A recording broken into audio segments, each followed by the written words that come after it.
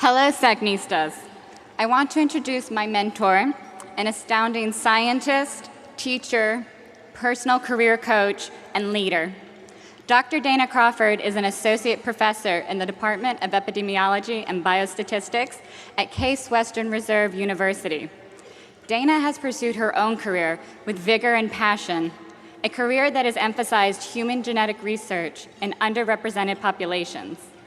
I want to highlight the H in human genetics, because along the way, Dana has done more than advance the field in scientific knowledge.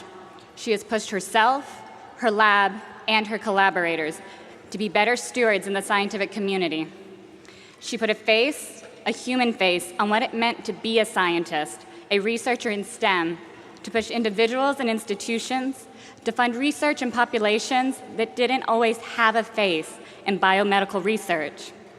As such, I can say with honesty, for myself and for my lab mates who are not here today, Dana has been an inspiration to us, always putting the well-being of her mentees first, to provide us with the research environment that we needed to thrive as individuals. As a graduate student entering Dr. Crawford's lab, the very first conversation we had, "So Nicole, what are you interested in? What do you want to study?" This has always stuck with me because I came first.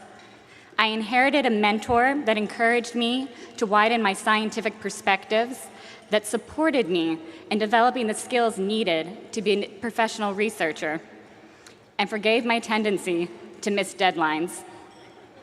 She is my strongest advocate and is truly deserving of this Distinguished Mentor Award.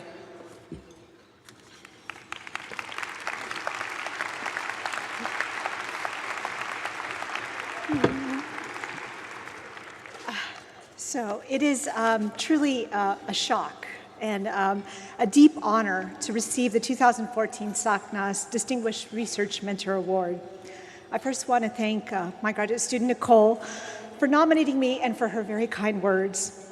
I would also like to thank all my trainees and staff for the enthusiasm, creativity, and hard work they bring to the lab on a daily basis. I would, of course, not be standing here before you without excellent mentorship and encouragement from others. It, after all, takes a village. Standouts from my past include my graduate school mentor, Dr. Stephanie Sherman at Emory University. She was one of the few high-ranking female professors in genetic epidemiology at the time and served, whether consciously or not, as a strong role model in this male-dominated profession. I want to expressly thank my center director and my current department chair, Dr. Jonathan Haynes, for my first faculty position as assistant professor at Vanderbilt University and now as associate professor at Case Western Reserve University. Jonathan is a firm supporter in equal opportunities in research, and under his direction, both our faculty and trainees boasted a level of diversity envied by other programs. I want to give special mention to Dr. Lena King, who is in attendance this afternoon.